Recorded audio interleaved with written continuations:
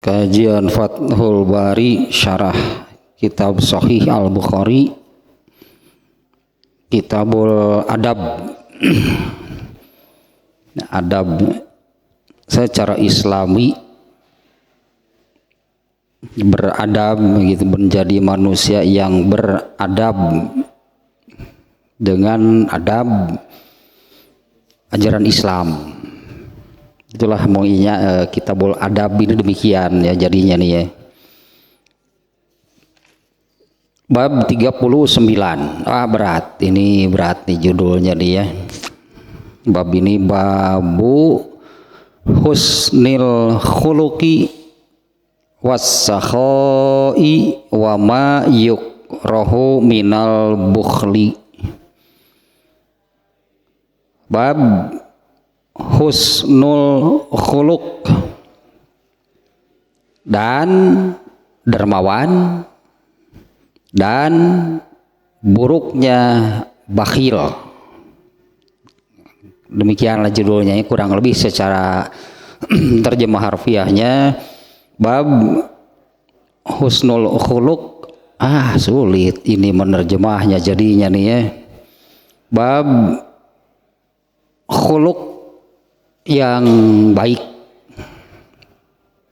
itu yang gak bisa terjemah sih di dalam bahasa kita. Khuluqnya bukan akhlak, itu masalahnya di sini. Khuluq bukan akhlak. Dan nantilah hanya judul ini perlu dijelaskan nih ya. Babu husnil khuluqi, bab khuluq yang baik. Digaris bawahi dulu lah, khuluq yang baik gitu ya judulnya nih. Bab khuluq yang baik, dermawan dan buruknya kebakhilan. Nah ini dulu nih, ini kalau dalam bahasa Arabnya ini ada huruf ataf namanya waw di situ ya. Babu husnil khuluq wa was-sakho wa lagi itu ya, wama itu huruf ataf kata sambung. Jadi ini 3 yang disebut itu ya.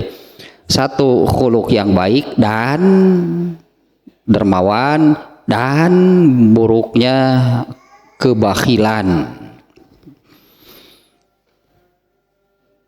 Ini saya dahulukan ya, bahwa di sini wawunya itu huruf ataf namanya kata sambung. Ini menyambungkan sesuatu yang khusus kepada yang umum. Nah, karena as-sakho dan ma yukrahu minal bukhli itu bagian dari husnul khuluq. Bagian atau salah satu contoh gitu ya. Husnul khuluq itu adalah as-sakho, dermawan. Nah, ini husnul khuluqnya dulu dia. Ibnu Hajar Al-Asqalani di dalam kitab Fathul Bari ini ternyata membahas lah sebutnya, membahas judulnya pun panjang. Ini mesti benar-benar bahasa Sundanya telak gitunya, apa sih? Bahasa Sundanya harus benar-benar teliti ini dengan judul ini. Karena sering kali mendengar khuluq, tapi yang ada di dalam pikiran kita itu akhlak. Padahal beda gitunya antara khuluq dengan akhlak. Atau saya awali dengan ini nih ya, dengan seperti ini. Ya, ini kembali ke hal paling mendasar ini nih. Yaitu tentang proses penciptaan manusia. Ini mungkin mulai dari, memang harus dari hal yang paling mendasar. Ini bab ini berat nih. Hal yang paling mendasarnya yaitu ya manusia lah gitunya. Nah, di mana proses penciptaannya Allah membentuk dulu jasad. Ini kan proses penciptaan manusia itunya karena seluruh makhluk bahkan itu kan seluruh makhluk itu ciptaan Allah. Tidak ada makhluk yang ciptaan selain Allah yang mana gitu. Semua makhluk itu ciptaan Allah. Manusia pasti tentunya manusia ini ciptaan Allah. Adapun bagaimana manusia diciptakan, dikenal bahwa manusia itu diciptakan dari tanah. Bagaimana gitu yang ada penjelasannya enggak gitu manusia diciptakan dari tanah itu seperti apa? Nah, di dalam sebuah hadisnya Rasulullah menjelaskan, nah itu proses penciptaan manusia pertama yang disebut Adam, dijelaskan itu benar-benar dari tanah. Anggaplah gitunya ini gambarannya tanah gitu, dibentuklah jadi berbentuk manusia, kemudian Allah hidupkan jadilah manusia. Adam seperti apa? Sama seperti manusia pada hari ini, berdaging, bertulang, ada ototnya, ada darahnya, padahal asalnya tanah. Oleh Allah diciptakan menjadi, itu proses penciptaan manusia pertama. Kemudian proses berikutnya penciptaan manusia kedua ternyata sudah berbeda, tidak langsung dari tanah seperti Nabi Adam, tapi dari tulang rusuk Adam diubah, gitulah diubah oleh Allah jadi manusia. Yang ternyata ini adalah pasangan gitu ya. Proses penciptaan manusia ketiga beda lagi. Kalau proses penciptaan ke manusia ketiga yaitu melalui proses sama dari Adam dan Hawa ciptaan Allah. Nah, dari Adam dan Hawa inilah Allah menetapkan proses penciptaan manusia. Lahirlah anak mereka. Ini ciptaan Allah, bukan ciptaan Adam dan Hawa. Proses gitu kan, hanya proses saja yang proses manusia pertama seperti ini, proses manusia kedua seperti ini, proses penciptaan manusia pertama, proses penciptaan manusia kedua, proses penciptaan manusia ketiga, hanya beda prosesnya.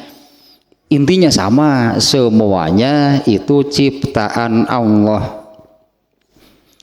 Nah, ternyata kan dari manusia, proses penciptaan manusia berikutnya sampai hari ini, sampai hari kiamat, ternyata inilah yang ditetapkan oleh Allah yang melalui bahan dari Adam dan Hawa. Nah, bagaimana prosesnya? Ini sudah bisa diteliti bahkannya oleh manusia sejak dari bahannya yang entah sebesar apa.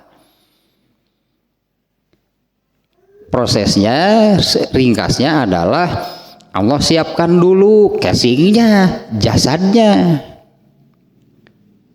Yang seorang ibu gitu yang hamil itu kan di dalamnya itu ada jasad janin sebutannya yang terus berkembang membesar. Nah, ini Allah mempersiapkan dulu wadahnya, mempersiapkan dulu casingnya yang disebut jasad. Nah, pada waktu yang Allah tentukan, nah inilah tadi casingnya yang disiapkan di dalam kandungan, di dalam rahim itu adalah casingnya, wadahnya. Ini nih manusia yang sesungguhnya, yaitu ruhnya. Ini dari sisi Allah. Prosesnya bagaimana? Allah ini pasti panjang sih namanya.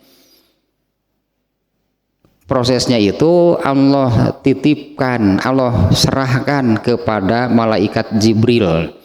Nah, ini malaikat Jibril yang ditugaskan untuk meniup-niupkan ruh ke dalam janin, bagian malaikat Jibril pada waktu yang sudah ditentukan.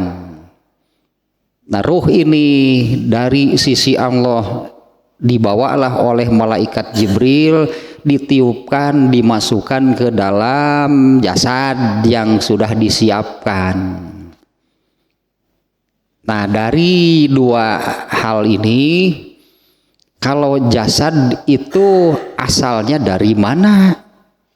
Jasad manusia nih, jasad manusia asalnya dari mana? Dari makanan, dari makanan yang ya dari makanan lah yang dimakan oleh orang tuanya. Dari apa yang dimakan oleh orang tuanya itu ada bagian disebutnya. Nah, ini proses Allah menciptakan nih ya. Ada bagian yang Allah pisahkan untuk menjadi bahan keturunan. Nah, ini untuk jadi jasad. Nah, sementara yang dimakan oleh kedua orang tuanya itu semuanya dari tanah. Semua yang dimakan oleh orang tuanya itu dari tanah. Ya coba saja manusia makan apa coba? Semuanya dari tanah. Ya manusia memakan cuma dua, tumbuhan dan binatang atau zat-zat yang ada di dalam tanah. Nah, jadilah jasad manusia itu bagian apanya ya, bagian kasarnya yang nampak oleh mata manusia itu adalah casing jasad. Sementara ruhnya, nah ini yang perlu digarisbawahi, inilah manusia sesungguhnya, ruhnya bukan jasadnya. Kalau jasad cuma wadah, jasad itu cuma casingnya, wadah sekaligus fasilitas atau alat untuk ruh beramal. Karena sebetulnya ada amal yang tidak perlu bantuan jasad, ruh saja yang beramal, tidak tanpa bantuan jasad, amal soleh ataupun perbuatan dosa yang diamalkan oleh ruh saja tanpa bantuan jasad. Jadi boleh disebut nantinya jadi ada amal ruh, ada amal jasad. Nah, dari dua tempat asal, berarti kalau jasad itu asalnya dari tanah dengan proses apa yang dari tanah itu kemudian lah jadi dimakanlah oleh Adam dan Hawa gitu. Kemudian dari sebagian apa yang dimakan itu kemudian menjadi keturunan. Nah, maka segala-galanya untuk jasad itu berasal dari tanah. Keperluan jasad segala-galanya itu berasal dari tanah. Makanannya, kemudian obatnya kalau sakit, vitaminnya, nutrisinya, semuanya dari tanah. Nah, sementara untuk kepentingan keperluan ruh ini dari mana? Ya, untuk kepentingan ruh ini dari mana nih? Kalau ruh perlu makan nggak? Kalau ruh suka sakit nggak? Ruh ada penyakitnya nggak? Apa disebutkan lagi? Santapan rohani.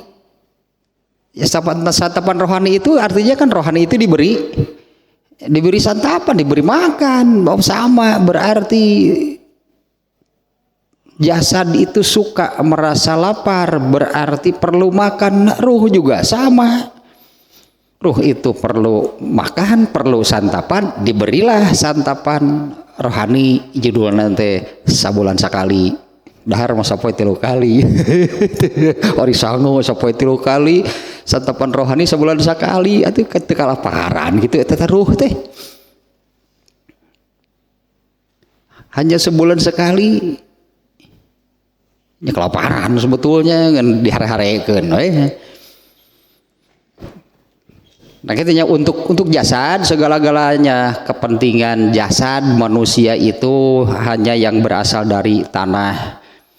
Jadi tidak bisa kalau ada orang lapar jasadiah, lapar jasadiah, lapar. Ada orang lapar, bacakeun hadis wareg moal. Ada orang lapar, bacakeun ayat wareg moal. Ya moal. tidak akan terpenuhi kebutuhan jasad. Atau kalau ada orang misalnya sakit nih ya, alah naon atunya penyakitna nu rada elit nyebutna, orang sakit jantung bacakeun Al-Baqarah cager moal. Untuk jasad semuanya dari tanah, baik makanannya gitunya kalau lapar, obatnya kalau sakit dari tanah. Moal nyambung atuh nu lapar bacakeun Ali Imran. Atau sebaliknya, ada orang yang takabur dijeksi, namanya tak itu dibagi.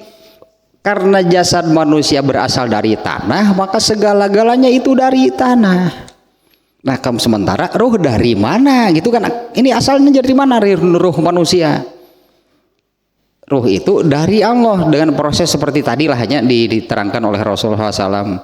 Ruh itu disebutlah dari tangan Allah. Bahkan ada ayat nu mana teh? Setiap ruh nih yang akan dilepas oleh Allah, katakanlahnya. Setiap ruh yang akan dilepas oleh Allah untuk dimasukkan ke dalam jasad oleh malaikat Jibril, prosesnya itu ditanya dulu oleh Allah. Ya katakanlah meskipun kita tidak merasa kapan kita ditanya oleh Allah.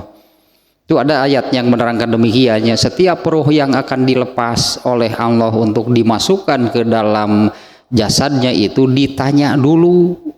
Alastu bi rabbikum, kalau nggak salah gitu ya. Pertanyaan dari Allah teh. Artinya bukankah aku ini Tuhanmu?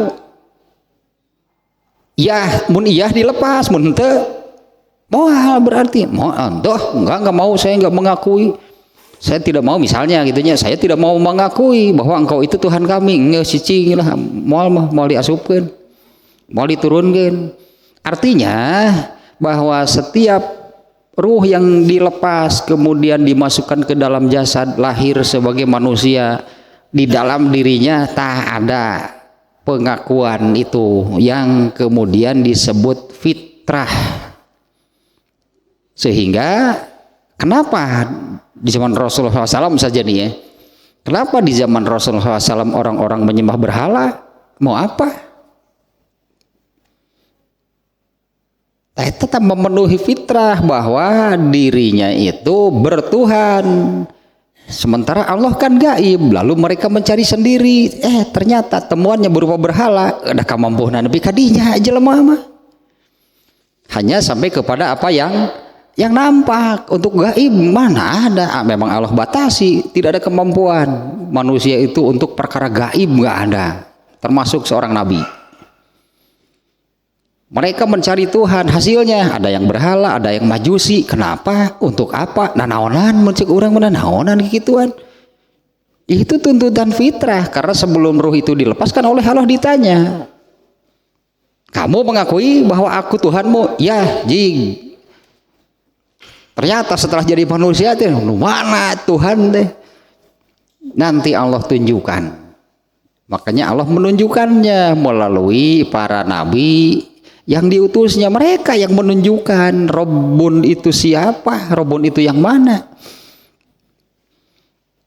Nah kembali lagi ke sini nih ya. Nah tadi dari sini nih, untuk jasad manusia segala kepentingannya, kebutuhannya, keperluannya itu dari tanah sesuai dengan tempat asalnya.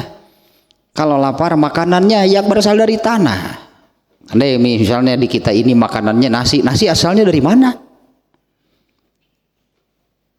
Dari tanah, dari padi tumbuh di tanah, itulah pokoknya semua yang dari tanah.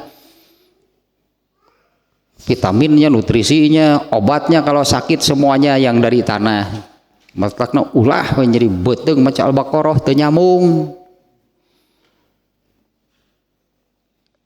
Nah kemudian ruh juga sebaliknya, ruh ini asalnya dari Allah, nggak bisa dengan hal-hal yang dari tanah, itu bagian jasad. Maka untuk kepentingan ruh Allah menurunkan agama. Ya, Allah menurunkan agama. Nah, untuk ruh ini Allah sudah menurunkan agama ini paket komplit, makanan iya, vitamin iya, nutrisi iya, komplit lah. Kalau sudah dengan agama maka laparnya terpenuhi, kalau ada penyakitnya terobati, karena agama dari Allah ini untuk ruh ini paket komplit. Untuk jasad, kalau sangu tambah makanan, bukan sebagai obat. Kalau obat ya obat, misalnya kan terpisah-pisahnya. Kalau untuk jasad ada suplemen, ada nutrisi, bisa-bisa. Agama dari Allah ini sudah memenuhi segala keperluan ruh.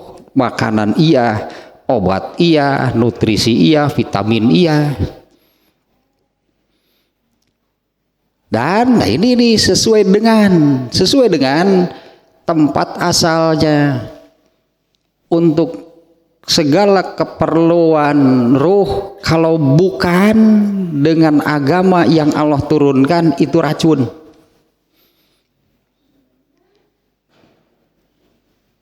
Misalnya dengan ya banyaklah manusia berpikir begini muncul teori, semuanya juga nggak akan ada yang benar. Untuk ruh itu segala-galanya itu dengan agama yang Allah turunkan. Nah, sekarang kembali ke sini nih, yang disebut jadi husnul khuluq itu apa?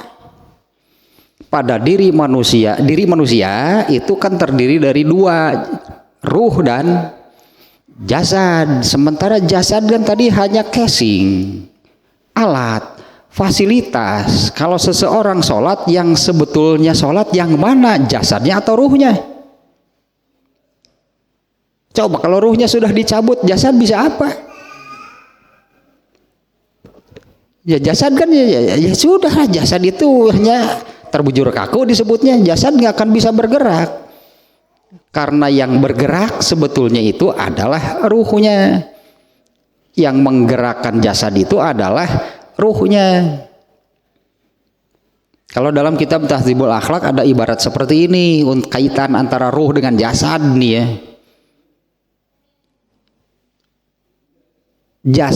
Ruh itu adalah raja yang titahnya selalu ditaati. Sementara jasad adalah budak yang selalu taat pada rajanya. Itulah hanya ini analoginya, gambaran kaitan antara ruh dengan jasad. Ruh itu adalah raja yang titahnya, perintahnya selalu ditaati, dan jasad itu adalah budak, hamba yang selalu taat kepada rajanya. Apapun ruh mengatakan demikian, jasad pasti melakukan. Ya, apapun kalau ruh menginginkan apa, jasad itulah pelaksananya gitu ya. Nah, husnul khuluq itu bagian yang tidak nampaknya. Makanya ini judul THC itu husnul khuluq, bukan akhlak. Husnul khuluq. Nah, khuluq itu bagian yang tidak nampaknya. Kalau akhlak, nah itu bagian yang sudah nampaknya. Nah, kita lihat ini barusan lah, anggaplah konsideran itulahnya untuk ini pembahasan Ibnu Hajar al-Asqalani. Ini judulnya nih ya, saya kira nanti ini belum akan ke hadisnya. Hadisnya semuanya ada 6. Ya, bab ini bab husnul khuluq. Itu yang pokok lah, karena kalau judulnya ada 3 tadinya, bab husnul khuluq, dermawan, dan buruknya kebakhilan. Kalau yang kedua tadi itu ya dermawan itu bagian, itulah dari husnul khuluq. Berarti yang ininya nih, yang pokok husnul khuluq itu apa? Catatan pertama nih dari Ibnu Hajar al-Asqalani, Imam Bukhari di dalam bab ini menuliskan 3 judul gitu sekaligus. Ya, tadi hanya 1 husnul khuluq, 2 as-sakho, dermawan, 3 buruknya kebakhilan. Nah padahal itunya yang dua itu bagian dari yang pertama, karena husnul khuluq ini umum. Kalau dermawan ya itu salah satunya. Ya salah satu dari husnul khuluq itu adalah dermawan. Nah Imam Bukhari memasukkan ya 3 judul di dalam bab sekarang ini. Nah padahal yang dua itu ya, yang dua itu bagian dari yang namanya husnul khuluq. Tapi maknanya sering juga nih ya hal seperti ini saya ungkapkan dengan menyebut husnul khuluq, dermawan pasti terbawa gitu kan. Husnul khuluq, dermawan pasti terbawa. Contoh yang juga pernah saya sampaikan tentang bentuk seperti ini adalah yaitu tentang perintah memelihara, menjaga sholat wajib. Di surat Al-Baqarah ayat 1 hafizu ala sholawat, peliharalah, jagalah sholawat. Ini jamak nih, yang dimaksud sholat wajib 5 berarti kan. Peliharalah, jagalah sholat wajib itu. Kemudian pakai kata sambung dan sholat wusta. Emang sholat wusta sholat apa? Ternyata sholat wusta itu sholat asar. Padahal kan dengan perintah peliharalah, jagalah sholat wajib, asar ada nggak di sini? Sudah ada kan di sini, karena kan asar itu termasuk salah satu sholat wajib. Tapi kemudian disebut secara khusus, disebutnya dimunculkan secara khusus. Berarti ada apa dengan sholat asar? Itunya ada apa nih dengan sholat asar? Dengan menyebut peliharalah sholat itu, asar sudah ada di dalamnya, tapi kemudian disebut secara khusus, dimunculkan. Nah ini maknanya ayat ini ternyata di dalam ayatnya pun itu sholat wusta. Hafizus alas hafizus ayat nanti hafizu alas sholawati was sholatil wusta. Nah di sini Allah pun sudah menyebut dengan penyebut wassolatil asri, dan sholat asar bukan, tapi sholat wusta. Sholat wusta itu sholat tertinggi, sholat terbaik, tertinggi, terhebat, paling bernilai adalah asar. Sebutnya jadi asar mah rajana sholat. Dengan sesama sholat wajib saja, sholat asar itu sholat yang paling tinggi, apalagi dibandingkan dengan sholat sunat. Nilainya, nilai lo apalah sebutannya nilainya. Sholat sunat jauh, sholat sunat itu nggak akan sampai nilainya kepada sholat wajib. Di antara sesama wajib saja, sholat asar adalah sholat yang paling tinggi, yang paling bernilainya. Rajana sholat mah sholat asar. Artinya perintah hafizu, peliharalah, jagalah, terutama sholat asar gitu. Eta teh makna teh jadi demikian. Dor setengah genep asarna, wah aing mah euy aduh curug teh. Asar setengah genep mangkani ngerajana pisan dah. Kalau sholat terbaiknya saja sudah diperlakukan demikian, ya sholat yang lain mau bagaimana? Seolah-olah ini ada perintah khusus gitulah untuk pelihara, jaga sholat asar. Apalagi kalau sudah berdasarkan hadis-hadis penjelasan dari Nabi-nya, berdasarkan hadis-hadis itu penjelasan dari Rasulullah SAW, diantaranya tentang keutamaannya, seperti apa sholat asar. Itu di awal waktu malaksud, bahasa Sunda mau sebut nanti. Sholat asar tidak di awal waktu gagal. Apalagi kalau tidak dikerjakan, apalagi kalau tidak dikerjakan. Itu hadis yang manfatatul asru faqad faqada amaluhu itu. Barang siapa sengaja tidak sholat asar maka hilang seluruh amalnya, lenyap. Nah, dengan sekali saja tidak sholat asar, bablas angin, leungit kabeh amal teh. Itu diantara maknanya ya. Kenapa di sini dimunculkan as-sakho, dermawan, untuk husnul khuluq gitu ya? Kenapa disebut dermawan ini yang disebut? Karena kemungkinannya kan banyak. Husnul khuluq itu khuluq yang baik, itu dermawan ada, sudah tercakup di dalamnya. Tapi di Imam Bukhari ini ya, Imam Bukhari kemudian memunculkan as-sakho, dermawan. Ada apa dengan as-sakho, dengan dermawan? Kumaha sih dermawan teh? Bisi we di memahaminya tina terjemah dermawan. Kumaha tuh dermawan teh? Kalau Ibnu Hajar al-Asqalani sih seperti ini isinya Ibnu Hajar al-Asqalani siapa nih ya? As-sakho itu bazlu ma yak tadi bigoiri iwadin. Itu mungkin makna dalam bahasa Arab as-sakho, atau dalam bahasa kita dermawan. Bazlu ma yak tadi bigoiri iwadin. Memberikan yang asalnya membazlu, menumpahkan itu, memberikan, menumpahkan, memberikan sesuatu yang memang harus dikeluarkan bigoiri iwadin, tanpa imbalan, tanpa imbalan gitulahnya. Nah, kenapa ini yang disebut oleh Imam Al-Bukhari di sini? Padahal banyak satuan yang termasuk husnul khuluq sangat banyak. Nah, as-sakho di sini dimunculkan secara khusus, berarti seperti tadinya menyebut as-sholatil wusto, sholat asar. Ada apa dengan sholat asar?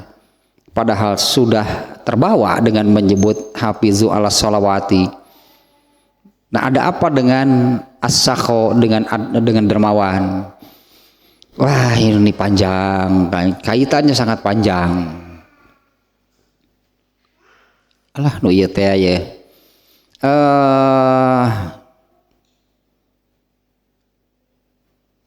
Yang pertama diciptakan oleh Allah itu adalah penanya, kolam pena, dan apa namanya, medianya kalau sekarang mungkin kertas atau apalah gitunya untuk menulis. Nah, kemudian Allah menuliskan ini sebelum Allah menciptakan seluruh makhluknya. Kemudian Allah menuliskan satu ketetapan untuk dirinya, bahwa inna rahmati ghalabat ghadabi, sesungguhnya rahmatku mengalahkan murka aku. Sehingga ketika Allah mulai menciptakan seluruh makhluknya itu, rahmatnya inilah gitu yang melandasinya, bukan murkanya. Karena murkanya itu sudah dikalahkan lah gitunya oleh rahmat. Nah, yang inilah Allah, inilah Allah, yaitu Allah itu kemudian di dalam Al-Quran ataupun hadis disebutlah dua sifatnya terkait dengan rahmat, yaitu Rahman dan Rahim. Arti Rahman itu pemilik dan pencipta, yang menciptakannya, pemilik dan pencipta rahmat. Kalau Ar-Rahim itu Allah sebagai yang maha pemberi rahmat, pemilik dan pencipta dan pemilik rahmat Allah. Rahmat itu milik Allah, ciptaan Allah. Ya, ciptaan Allah berarti itu milik Allah, dan Allahnya sendiri ternyata tak iya as-sakho teh maha pemberi Allah teh. Rahmatnya itu diberikan, dibagikan gitu oleh Allah. Kenapa? Allah maha pemberi. Nah, ini yang Allah simpan gitu di ayat pertama, surat pertama, ayat pertama dari seluruh surat dan ayat di dalam Al-Quran adalah Bismillahirrahmanirrahim. Ta'eta as-sakho, eta sebut as-sakho ta'eta dermawan teh Allah itu amat sangat dermawan gitu Allah mah, karena itulah sifat yang pertama kali tadi dimunculkan sebelum Allah jadi menciptakan seluruh makhluknya. Allah menetapkan sesuatu yang menjadi, yang Allah tetapkan bagi dirinya, yaitu rahmatnya itu mengalahkan murkanya. Kemudian di bab silaturahmi juga kemarin-kemarin ya, sesungguhnya Allah menciptakan 100 buah rahmatnya. Pada hari Allah menciptakan seluruh langit dan bumi. Itu jadi rahmat itu ciptaan Allah, milik Allah. Terus rahmat itu oleh Allah diapakan? Kalau bahasa Sunda dikekeuweuk teh rahmat teh itu dibagikan ku Allah mah. Ya, rahmat ciptaannya yang menjadi miliknya itu terus diapakan oleh Allah? Dibagikan, bahkan seluruhnya tanpa sisa, diberikan seluruhnya. Hanya ditermin, nah gitu, ada terminnya untuk seluruh makhluknya. Selama di alam dunia ini Allah baru mengambil satu rahmatnya ini bagikan kepada seluruh ciptaannya. Yang 99 itu termin kedua nanti diberikannya, dan tidak akan satu persatu tapi langsung 99 hanya bagi penghuni surga. Bager pisan itu Allah teh, as-sakho-nya dermawan sekali. Rahmat itu ciptaan Allah, rahmat itu milik Allah, tapi oleh Allah diberikan seluruhnya. Anggaplah Allah itu seolah-olah tidak menyisakan sedikit pun untuk dirinya, semuanya diberikan. Tata kenapa Imam Bukhari kenapa Imam Bukhari itu tentang husnul khuluq ini kemudian menyebut berikutnya as-sakho? Kenapa yang ini yang disebut? Ini hal yang paling mendasar, yang artinya manusia itu harus sejalan dengan Allah.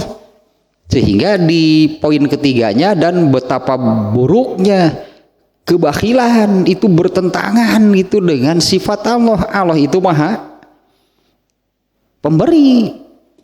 Nah, manusia kan tidak boleh bertentangan dengan Allah. Manusia itu harus sejalan, manusia itu harus mengikuti Allah. Ya, manusia itu tidak boleh bertentangan, manusia itu harus mengikuti Allah. Nah, nanti akan digambarkan nih di dalam hadisnya oleh Rasulullah, ini sudah diamalkan. Artinya di dalam hadisnya itu Rasulullah adalah manusia yang paling dermawan. Rasulullah itu mengikuti Allah. Rasulullah itu manusia paling dermawan, dan kedermawanan beliau itu akan naik gitu, meningkat kedermawanannya begitu masuk bulan Ramadan. Gitu atau masuk bulan Ramadan teh meningkatkan yang sudah ada, bukan ngadadak dermawan mau diterima ku Allah ya tuh. Sok dudak dadak wae cek Allah teh atuh. Da urusan apapun seperti itu oleh Allah tidak akan diterima. Ya, jadi nyiapkan bulan Ramadan mah bukan nanti setelah bulan Ramadan, ti ayeuna. Nyiapkan hari ini kayak bulan Ramadan kumaha, ti ayeuna kayak bulan Ramadan tinggal tingkatkan yang sudah ada. Boleh agak melebar sedikit ini. Banyak sih ini kan realita, ini tidak bisa dibantah kan, realitanya demikian. Begitu masuk bulan Ramadan, sholat tarawih hari pertama penuh. Apa semua yang hadir di masjid itu sehari-harinya di rumah memang sholat malam sebelumnya? So aku coba, bener nggak? Tara. Iya mah euforia bulan Ramadan lah. Hari kedua masih mau bertahan sampai kapan? Nutu biasa mah hese bener we. Hari keempat mulai datara biasa nenge. Mulailah berkurang kan yang hadir. Emang bisa didadak. Jangan dikira itu tidak berat. Padahal hari pertama mah sarana nyebut resep. Nah, hanya resep kan itu jadi berat. Enggak resep cenah banyak penuhnya pokoknya mah laki-laki perempuan tua muda dan itulah. hari kedua, hari ketiga mulai kan berkurang. Tak eta memang diredak teh bisa kikituan enggak. Tak eta malah agak melebar sedikitnya melihat dari bukan fenomena sih pika sabaleuneur gitu kan. No kumaha ieu teh hari mimiti jika betul teh bring sore ke masjid. Terus hari berikutnya dan diredak momal bisa.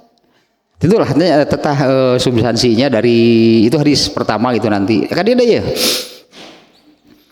Nama Rasulullah Rasulullah Imam Bukhari setelah menyebut husnul khuluq lalu menyebut salah satu lah di antara husnul khuluq itu adalah as-sakha atau dermawan.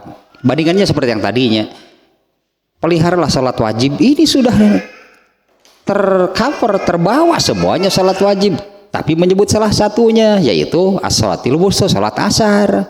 Ada apa disebut lagi gitu padahal sebelumnya sudah terbawa. Nah ini as-sakha dermawan seperti apa? Dan demikianlah penjelasannya. Siapa yang lebih dermawan dari Allah? Itunya siapa yang lebih dermawan dari Allah? Kalau yang tadi saja misalnya rahmat itu ciptaan Allah, pemiliknya juga Allah. Terus diberikan semuanya oleh Allah tanpa sisa bahkan. Ya dari 100 rahmat itu oleh Allah semuanya diberikan. Itulah as-sakha, itulah dermawannya Allah kepada manusia. Ini yang hal yang paling mendasarnya yang apa namanya lah yang ingin mungkin sebutannya. Inilah hal yang paling mendasar tentang Allahnya yang ingin Allah sampaikan kepada manusia. Jadi manusia itu memiliki Tuhan yang seperti apa sih? Manusia itu memiliki Tuhan yang seperti apa? Yang maha dermawan, maha pemberi. Coba kalau Allahnya bakhil, tuh ripuh orang itu. Coba kalau Allahnya bakhil, ya Allah aku minta ampunan, mau dibere cek Allah teh. Aduh, coba kalau Allahnya bersikap demikian. Ya Allah berilah aku rezeki. Wah, teu hayang, teu hayang mereka maneh mah. Coba kalau Allahnya demikian. Nah, Allah itu maha ini memunculkannya as-sakha yang disebut oleh Imam Bukhari di judul ini setelah menyebut yang umum kemudian menyebut salah satunya secara khusus yaitu dermawan. Itu maknanya Imam Bukhari membuat judul demikian seperti itu maknanya. Kemudian yang berikutnya husnul khuluq. Nah itu saja dulu gitu ya, husnul khuluq. Apa sih arti husnun bahasa Arabnya? Kalau berdiri sendiri pakai tanwin bacaannya husnun. Kemudian khuluq jadi dua kata gitu. Husnul khuluq itu dua kata, satu husnun, yang satu lagi khuluqun. Ya, kalau bacaannya pakai tanwin dalam bahasa Arabnya seperti untuk kata secara umum juga misalnya masjidun artinya masjid, mak'adun artinya bangku lah gitunya, baitun rumah gitu. Itu kita membacanya demikian, huruf terakhirnya pakai tanwin. Jadi ini dua kata husnun dan khuluqun. Kemudian jadi bahasa kitanya apa? Majemuk apa?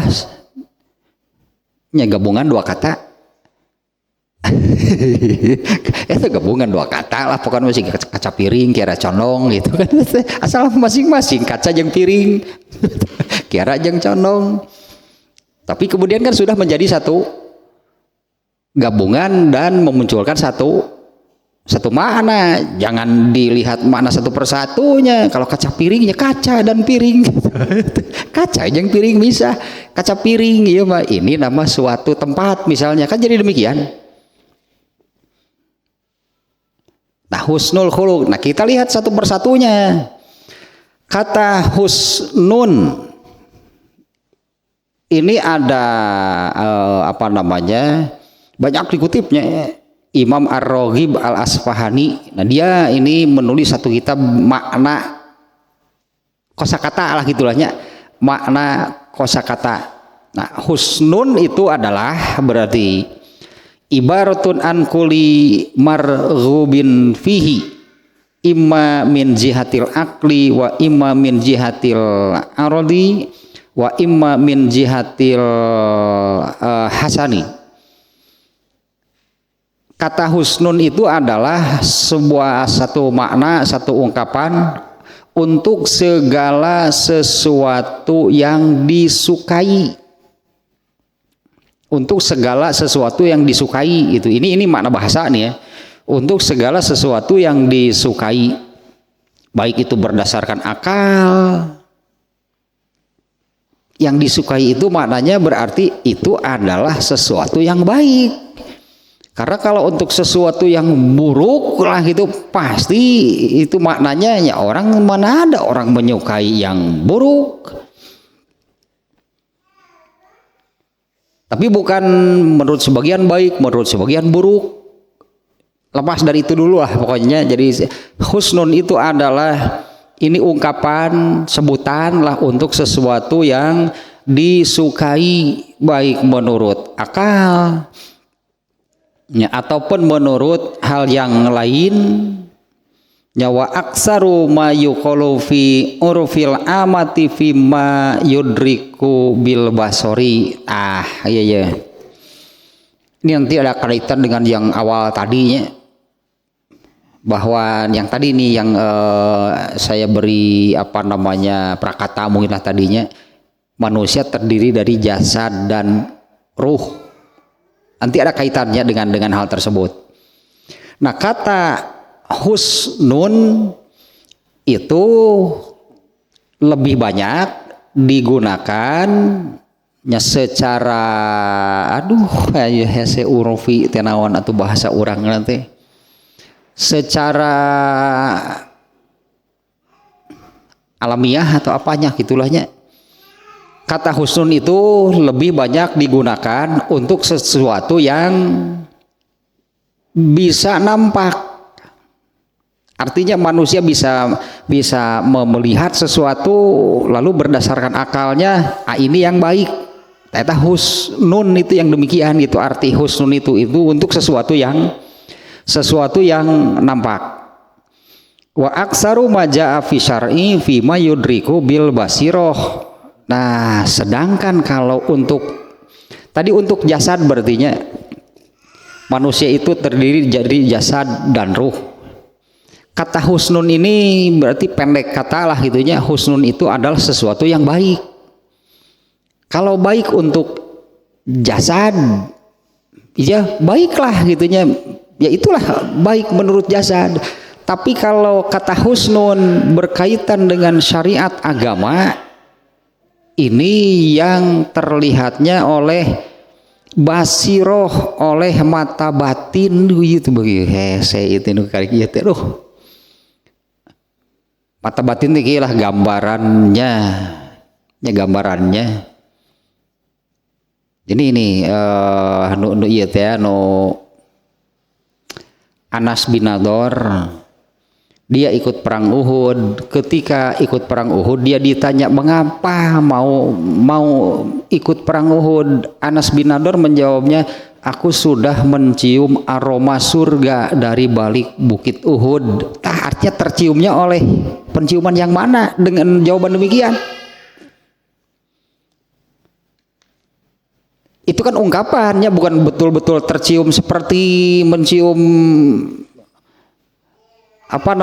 makanan.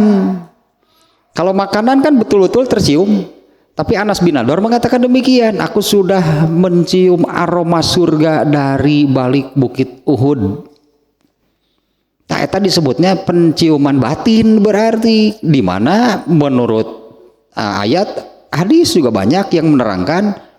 Di antaranya hadis yang ini kan yang menerangkan tentang harumnya surga. Ada banyak sebetulnya. Satu lah di antaranya yang ini. Seorang perempuan yang tidak menutup auratnya, dia tidak akan mencium harumnya surga. Padahal harumnya surga itu entah sampai mana gitu, tanpa batas bisa tercium aroma surga. Ini yang menggambarkan surga itu sangat harum. Nah, kemudian satu lagi, ini hadis yang menggambarkan demikian. Orang yang mati syahid, gugur di medan perang, bisa jadi jasadnya hancur, mungkinnya ikut perang itu jasadnya hancur, banyak mengeluarkan darah lah sampai gugur di medan perang. Itu Rasulullah menggambarkan nanti orang yang gugur di medan perang itu akan dihidupkan di akhirat dengan luka yang masih seperti waktu didapat di medan perang, dan darahnya itu akan terus mengalir tapi mengeluarkan aroma khas yang justru orang semuanya iri. Itu darahnya, darah orang yang mati syahid nanti di akhiratnya sangat harum. Ini kok mau surga nah. Nah, itu yang disebutnya dengan, kalau barusan contohnya itu penciuman, berarti ya penciuman batin disebutnya, bukan benar-benar jadi ada aroma yang tercium seperti ini penciuman lahir gitunya, mencium aroma makanan misalnya. Bukan yang demikian. Anas bin Nadhr mengatakan, aku sudah bisa mencium aroma surga dari balik bukit, dari balik gunung Uhud. Kalau penglihatannya bagaimana? Saya kira akan mengatakan aku sudah melihat surga. Tapi jangan sekali-kali diartikan jadi nampak seperti Allah memperlihatkan surga kepada Nabi. Itu benar jadi nampak. Kalau Anas bin Nadhr, saya mencium aroma surga, emang iya gitu tercium? Enggak sebetulnya. Kalau digambarkan sepertinya mencium aroma makanan misalnya. Nah, kalau saya sudah melihat surga, apa iya terlihat? Enggak, karena Allah hanya memperlihatkan surga kepada Nabi. Tapi itu kan ungkapan, disebutnya nukitu maka tinggalin aku mataku panon batin surga mah. Jangan ingin surga terlihat seperti Allah memperlihatkan surga kepada Rasulullah. Nggak akan kejadian sampai kapanpun seseorang bisa melihat surga. Tapi orang bisa menyebut demikian, saya sudah mencium aroma surga, saya sudah melihat surga, saya sudah mendengar itulahnya, oh, suara-suara indahnya, suara-suara di surga.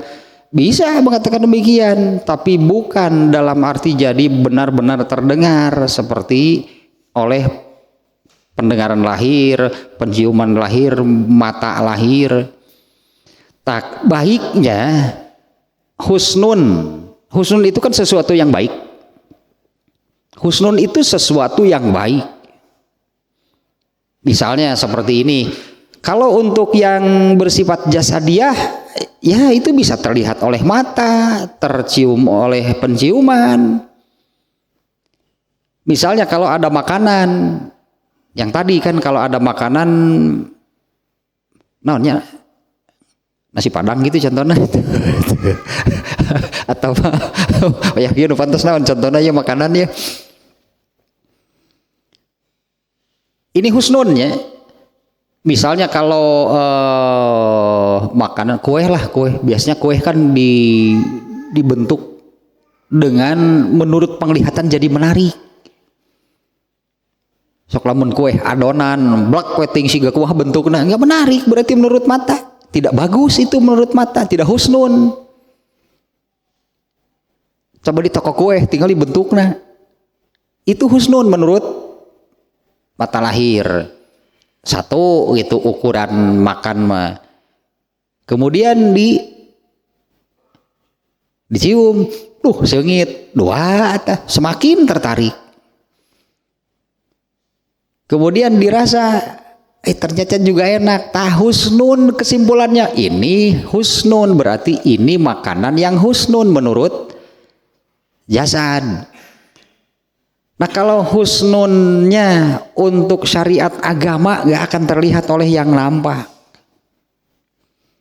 Karena itu tadi bagian ruh etama husnun, bagian husnun dengan arti yang baik yang ada pada karena semua Ya, semua yang Allah adakan di dalam agama Islam ini semuanya husnun. Mana ada Allah menetapkan sesuatu itu buruk bagi manusia, itu nggak ada. Yang Allah perintahkan untuk kerjakan, berarti kalau dikerjakan itu husnun, itu baik. Kalau Allah melarang, mengharamkan sesuatu, artinya kalau ditinggalkan itu husnun, tapi baiknya terlihat nggak? Oleh jasad dia mah, misalnya Allah mewajibkan sholat, artinya wajib dikerjakan, terus husnunnya mana, baiknya mana? Wah, awak teh jual jadi sehat, maunya ya sholat begitu, sholat mah bagian yang tidak nampak, baiknya itu bagian yang tidak nampak. Semua yang Allah tetapkannya di dalam syariat agama ini baik, tapi terlihat baiknya bukan oleh mata lahir. Mun bolo kukus tadi ta atau kue balok tah eta husnunnya husnun lahir eta mah. Oleh menurut mata, coba kalau ada ini kue mahal, harumnya juga enak, rasanya juga enak, sok acak-acak gerain udaikeun mah. Itu sudah jadi tidak husnun menurut penglihatan, hilang selera.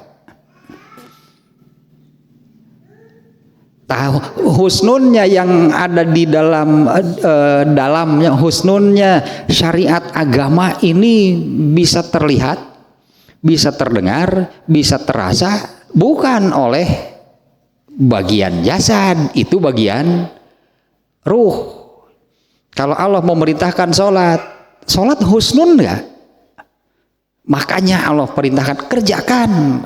Allah tahu itu husnun, itu baik bagi manusia, tapi husnunnya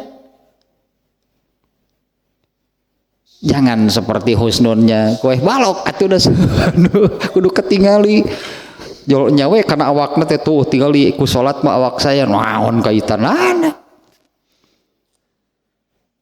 Itu makna gitu aja, makna husnun nih menurut bahasa demikian. Ya, kebanyakan kalau husnun yang digunakan untuk urfi teh di luar agama, tanpa agama, ya berarti ukurannya apalah yang ada pada diri manusia, penglihatan, pendengaran, rasa.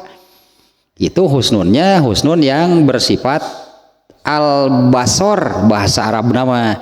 Tapi kalau apa yang ada di dalam syariat Islam, di dalam agama Islam, husnunnya itu yudrikuhu bil basir, bahasa Arab nama basor dan basir, beda nate. Ari basor mah penglihatan, kalau penglihatan mah penglihatan lahir, kalau al basir itu penglihatannya penglihatan batin. Artinya orang yang bisa melihat saja nih ya, orang yang bisa melihat bagusnya, baiknya syariat Islam itu kalau mata batinnya tajam. Ya, kalau mata batinnya tajam lah tadi, sampai bisa dalam tanda kutip tetapnya sampai bisa melihat indahnya surga seperti apa, sampai bisa melihat mengerikannya neraka seperti apa, terlihat seperti salah seorang sahabat tadi yang menggambarkan demikian. Aku sudah mencium aroma surga dari balik gunung Uhud ini. Tak eta naonana atunya bagian ruhnya gitu, penglihatannya tajam, penciumannya tajam, rasanya tajam. Ari kitu merasa kue balok teu kudu make batin gitu mah atuh mengecap mengecap nu zahir mah bagian jasad eta mah. Nah, ini makna husnun. Wayah nanya pipanjangeun deui mah da berat di situ ningali judulna ge kieu judulna Imam Bukhari teh. Ini baru kata husnunnya, artinya baik di sini. Apakah untuk jasadiah? Tapi baiknya menurut jasadiah itu ya seperti apa? Ya, akal ukurannya paling akal rasa eta we muter didinya. Nah, kemudian husnun dengan makna baik, bagus untuk bagian ruhnya. Nah, itu baik dan bagusnya syariat atau agama yang Allah turunkan. Semua apa namanya lah agamanya, ajaran kah sebutannya, ajaran Islam, aturan Islam, ketentuan, ketetapan, hukum yang ada di dalam Islam ini husnun semuanya bagi manusia. Ya, tapi husnunnya itu tadinya bisa terlihat hanya oleh di orang menjadi, saya takut salah memahami itu dengan mata batin, karena ada orang yang mengatakan demikian, mengaku dengan mata batin saya bisa melihat jin pret. Di mana jin bisa jadi ketingali? Tadi dalam tanda kutip mencium aroma surga, bukan benar-benar tercium, bukan, itu hanya ungkapan dari memang hadis menerangkan surga itu harum. Tapi kalau yang gaib jadi benar-benar nampak, Allah hanya menampakkan perkara yang gaib hanya kepada Nabi, selain dari Nabi nggak ada. Itu kan di surat Al-Jinnya Allah hanya menampakkan yang gaib itu kepada Rasulnya. Selain Rasul mengatakan melihat yang gaib, mendengar yang gaib, kumaha itu. Kemudian satu lagi ini. Arti kata khuluknya sekarang. Ya, khuluk itu kalau bahasa Arabnya hurufnya kho, lam, kof. Dalam bahasa Arab ini bisa beberapa bacaan. Apa kalau ada tulisan kho, lam, kof itu dibacanya khulukun, bisa juga dibaca lain, bisa jadi kholakun, bisa juga khilkun. Nah kalau yang bacaannya khulkun itu apa? Karena tulisan tersebut bisa juga dibaca kholkun. Nah ini yang sangat berkaitan dengan manusia itu terdiri dari jasad dan ruh. Ini saya dahulukan nih, ini juga dimunculkan oleh Ibnu Hajar Al-Asqalani. Doa bercermin itu kan Allahumma kama, ada yang ahsanta, ada yang hasanta juga ada. Allahumma kama ahsanta kholki, tanya bacaan kholki. Allahumma, ini doanya seperti ini kan redaksinya ya. Allahumma kama ahsanta kholki, ya Allah sebagaimana engkau telah baguskan apa di sini fisik. Ini bercermin kan fisik kan, kalau yang bercermin kan fisik yang dilihat. Allahumma ya Allah sebagaimana engkau telah baguskan penciptaan jasadku, fahasin khuluki, tadi ada doa artinya fahasin khuluki, baguskanlah juga khulukku, itu bagian yang tidak nampaknya. Sementara tadi urusan ruh itu hanya dengan agama dari Allah. Kalau bukan dengan agama racun, khuluk itu diracuni. Kalau bukan dengan agama dari Allah. Nanti juga lah didefinisikan gitunya, didefinisikan nanti khuluk itu apa. Coba nih sekali lagi diperhatikan doa bercermin itu kan demikiannya. Allahumma kama ahsanta kholki, di situ kholki bukan khuluk. Allahumma kama ahsanta kholki, ya Allah sebagaimana telah engkau baguskan kholki mah penciptaan jasad, artinya ya Allah sebagaimana engkau telah baguskan ini jasadku, fahasin khuluki, baguskan juga khuluk. Nah itu yang tidak nampaknya, ruhnya. Tapi itu kan permintaan. Doa, permintaan, permohonan, di mana karakter yang namanya lah sifatnya gitu ya, sifatnya permohonan, permintaan, ada yang dipenuhi, ada yang tidak dipenuhi. Yang dipenuhi itu adalah yang memenuhi syarat. Di mana lagi permintaan yang dipenuhi mau yang memenuhi syarat. Ya Allah baguskanlah khuluk. Di situ belum ke akhlak nih, belum ke akhlak nih, ini khuluk. Jadi di situ ya Allah sebagaimana engkau telah baguskan penciptaan jasadku, sebagaimana telah engkau baguskan jasadku, fisikku, fahasin khuluki, maka baguskan juga takhuluk, bagian yang tidak nampaknya, ruhnya. Nah, sementara ruh manusia itu untuk menjadi bagus, untuk menjadi baik dengan apa? Ngadoa we hayo fahasin khuluki ngaji henteu, wah atuh moal baik-baik meureunnan, karena yang masuk kalau bukan agama pasti yang lain. Ya kalau tidak dimasukkan agama gitu untuk ruhnya, pasti yang lain yang masuk, karena sebetulnya ruh itu kan seperti jasad, lapar dia akan memakan apa saja yang ada di dekatnya. Eta nu arasup jadi ngebentuk khuluk nanti. Jangan dikira ruh tidak lapar. Bisa jadi ruh mengagarnya tiap detik, tiap saat dia makan apa saja. Kalau bukan ilmu agama yang lain berarti yang menjadi nutrisinya. Terus tumbuhnya bagaimana? Sementara kalau bukan agama dari Allah yang menjadi makanan nutrisi untuk ruhnya, itu racun semuanya, sekaracunan ruh teh. Anu karacunan teh pasti gering. Ari geus gering obatna Quran deui tungtung nama, artinya ajaran Islam lagi. Nah, orang sering mengira seperti ini, berartinya kalau untuk jasad kan laparnya terasa. Begitu lapar makan, hilang, terpenuhi, hilang laparnya. Untuk jasad nih ya, beberapa lama kemudian kan lapar lagi, makan lagi. Nah kalau ruh pernah atau suka merasa lapar nggak? Sementara kita sendiri tidak memberinya makan, yang cek ruh teh nu aya we meureunnan digorogotan naon, kalau bukan makanan yang benar tadi kan adalah Al-Qur'an, ajaran Islam. Kalau bukan ajaran Islam yang diberikan, maka ruh ini akan memakan apapun yang ternyata itu akan merusak, itu meracuni ruh. Sampai ruh itu oleh Allah dianggap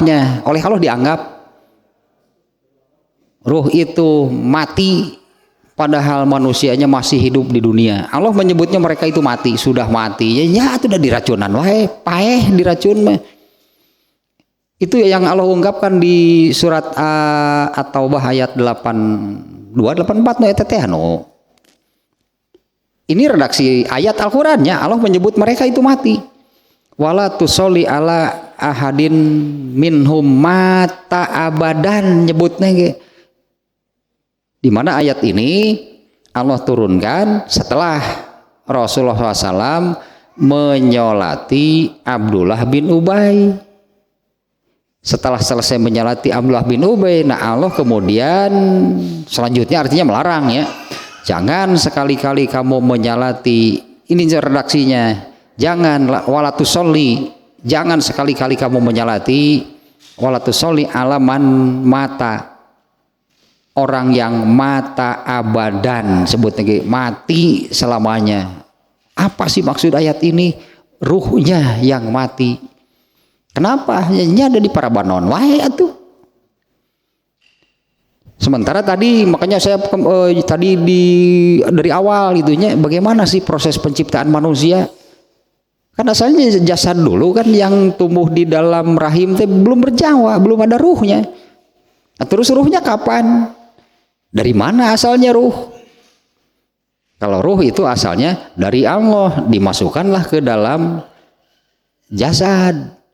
Nah, jadi terbagi dua, anggaplah bukan terbagi dua, terdiri dari dua unsur kan yang namanya manusia itu jasad dan ruh. Untuk jasad segala-galanya sesuai dengan tempat asalnya, makanannya dari tanah karena asalnya dari tanah.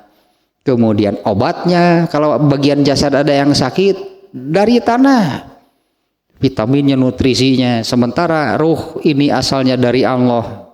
Untuk keperluan ruh ini Allah turunkan agama tah ruh mah ku eta, jangan dari yang lain. Sementara agama yang Allah turunkan untuk ruh manusia itu disebutnya gitulah bahasanya ini paket komplit, makanan sebagai makanan iya, nutrisi iya, obat iya, vitamin iya. Nah, terus kalau bukan agama yang Allah turunkan yang dimasukkan ke dalam ruh seseorang oleh dirinya sih ya, seseorang memasukkan selain agama dari Allah, racun semuanya, pasti ruh itu rusak, bahkan mati. Ayat tadi menyebutkan Abdullah bin Ubay itu orang yang tidak pernah hidup. Jangan sekali-kali kamu menyalati orang yang mati selamanya, itu kan redaksi ayatnya. Bahasa kerennya zombie nuk itu teh. Harirup tapi geus paeh sebenarnya mah tihirupna keneh. Harirup tapi geus paeh tihirupna keneh. Nah, seperti doa itunya Allahumma, jadi ini nih kata khulkun, kalau dibaca khulkun itu penciptaan tapi untuk jasad, seperti doa bercermin teh Allahumma kama ahsanta kholki, itu jasadnya, ya Allah sebagaimana engkau telah ahsanta teh engkau baguskan, kholki itu penciptaan jasadnya, fahasin khuluki maka baguskanlah khulukku, tah khuluk teh nu kitu ieu judul teh khuluk itu bukan akhlak. Makanya ini kan husnul khuluk, ini judul bukan husnul akhlak, bukan husnul khuluk. Khuluk itu apa, yang mana? Tadi doa bercermin lah, saya kira kita bisa melihatnya. Kholki mah bagian jasad, khuluk bagian ruhnya. Di dalam doa itu minta ya Allah baguskanlah khulukku. Ini sekali lagi, ini kan namanya permintaan. Permintaan berarti harus berusaha. Ya Allah baguskanlah khulukku, ari Quran diantep wae lieur cek Allah teh tah yang khuluk bagus mah ini Al-Qur'an. Karena untuk kepentingan khuluk, kalau kholkun mah itu jasad, kalau khuluk ruhnya, ya Allah baguskanlah khulukku. Tah cek Allah teh agama segala-galanya untuk khuluk itu ini agama. Agamanya kan dibiarkan. Biasalah sih kalau untuk jasad we ngadoa lamun nyeri beuteung teh mah lamun ngagibring panas, ya Allah sembuhkanlah aku, cicing teh ka dokter lieur cek Allah teh. Ya berusahalah, artinya entah ini diwajib ada, berusahalah untuk sembuh. Kalau ingin bagus, kalau kholkun mah sudah Allah baguskan kholkunnya, tinggal bagian khuluk bagaimana, baguskan sendiri oleh kamu. Orangnya sendiri meminta, ya Allah baguskanlah khuluku. Oh, tah tuh yang halus mah agama, tah Quran, tah agama, teu diantep. Sama lah ininya dengan kalau misalnya ada orang yang sakit demam, ya Allah sembuhkanlah aku, rek ngadoa nepi ka kumaha kita diantep ke Allah ge. Kalau hanya sekedar ngoring kobe kieu aing ngadoa teu eureun, lieur cek Allah teh ningalina ge. Dibanding-bandingnya, dibanding-banding mending kafir berobat bari tengah doa cager nu itu mah dan jelas usahana kan, jelas usahanya kan dia berobat, apalagi dengan pergi ke dokter, analisa dokter seperti ini, lalu dokter itu kan sudah punya ilmu, oh begini obatnya diberi sembuh, mending eta daripada nu ngadoa hayo beri cicing cicing wae. Khuluk juga sama, doa tersebut itu ya Allah baguskan khulukku. Khuluk itu kan ruh manusia, lalu manusia minta ya Allah baguskanlah ruhku. Sok atuh tah yang bagus mah agama, agamanya dijadikan makanannya nggak, agamanya dijadikan obatnya nggak. Kalau khuluknya itu sakit ente dah agamanya diantep. Padahal khuluk itu sama dengan jasad, dia lapar dan akan terus makan. Kalau tidak diberi agama, dia akan makan apapun, tapi semuanya itu hanya akan merusak ruh manusia. Nah itu paket komplit mah eta da ruh mah tadi, makanya sesuai dengan tempat asalnya ruh itu dari mana. dari Allah. Nah, Allah beri untuk kepentingan keperluan ruh ini paket komplit agama mah. Ya sudah paket komplit itu beda jeung untuk jasad. Sangu dahar unggul eta can jadi obat. Nanti kalau sakit ini obatnya. Namun laleus ieu mun vitaminnya beda ari keur jasad mah, tapi agama ini paket komplit. Kalau makan agama pasti laparnya terpenuhi, nutrisinya terpenuhi, suplemennya terpenuhi. Tadi ngadoa gitu, fahasin khuluqi ngaji tara. Tinggal kalau tak. Siga nu bieu lah harus sakirakan sama. Ya Allah sembuhkanlah aku bari ngagibri gicing ini atuh ka dokter. Sama, itu kan hanya permintaan. Benar kan dia meminta, ya Allah sembuhkanlah aku. Padahal doa yang hanya seperti itu tanpa usaha pasti tidak dikabulkan. Ya, yang hanya berdoa tanpa usaha itu pasti tidak dikabulkan. Kagamar teu ayeuna husnul khuluq teh kumaha? Bukan akhlak. Kalau akhlak itu sudah jadi amalan. Kalau akhlak itu sudah jadi amalan, dia tak khulukna heula atuh sing alus, nanti akhlaknya juga baik. Kalau khuluknya buruk, maka akhlaknya pun akan buruk. Jadi ini judulnya kan bukan husnul akhlak, ini husnul khuluk. Ruh gitulah, eta mah bagian ruh. Karena tadi kalau ruhnya baik, ruh itu adalah raja yang titahnya selalu ditaati. Kalau ruhnya baik, kalau rajanya baik, dia akan memerintahkan yang baik. Sementara jasad itu adalah budak hamba yang patuh, sangat patuh terhadap rajanya. Apapun yang rajanya perintahkan pasti dilakukan. Nah, maka baguskanlah ruhnya, baguskanlah rajanya, pasti dia akan memerintahkan yang baik untuk jasad beramal, untuk diamalkan oleh jasad. Tak eta husnul khuluq judulnya, belum ke akhlak. Atau kalau boleh kita analogikan sedikit lahnya, kalau khuluq itu pohonnya, kalau akhlak itu buahnya. Kalau ingin buah yang bagus harus bagaimana? Ya kalau ingin menghasilkan buah yang bagus harus bagaimana? Ya harus dari pohon yang bagus berarti. Ima pohon teh jabat di bonsai geura. Jabat teh di paraban, sugan sok dipupuk sajadina santepna saayana, sementara ingin buahnya itu buah yang besar, buah yang manis, buah yang segar, tangkalna we sagede kitu atuh. Ini khuluknya dulu yang ditumbuhkan sampai nanti akan berbuah. Dan buah itu akan sesuai dengan khuluknya. Nah, buahnya itu akhlak sama dengan amalan. Tak amalan mah kumaha khuluk. Teruslah tuh itu dah cantamat itu judulnya. Cantamat deh. Karena hadis nama. Jadi ini kan sekarang ini. Jadi ini temanya atau tentang apa sih? Khuluk, tese gitu sebetulnya. Sebetulnya itu tentang khuluk. Ini kan judulnya husnul khuluk. Yang husnu mah yang baik lah gitunya. Nah, khuluk apa gitu? Khuluk itu apa? Karena khuluk itu beda dengan akhlak. Karena khuluk dengan akhlak itu beda. Ya sehingga kieu pohon dan buahnya ai tanggal kadu jeung kaduna sarua teu.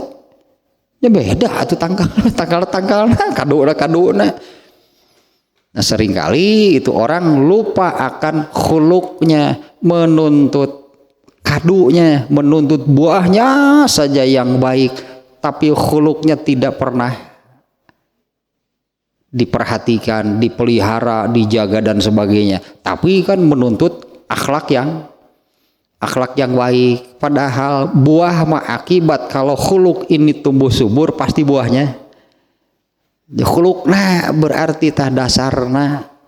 Dimana masalahnya seperti tadi, khuluk ini berarti urusannya dengan ruh, dan segala kepentingan ruh itu hanya dengan agama yang Allah turunkan. Bukan dengan itu berarti khuluk akan rusak, bahkan bisa mati seperti Abdullah bin Ubay. Allah menyebut dia itu orang yang mati sejak lahir gitu, yang mati selamanya. Nyata hirup hirupna keneh disebut nanti Abdullah bin Ubay mah teu dianggap hirup ku Allah gitu.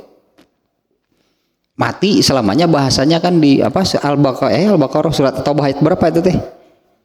84-nya. Wala tusolli ala ahadin minhum mata abadan.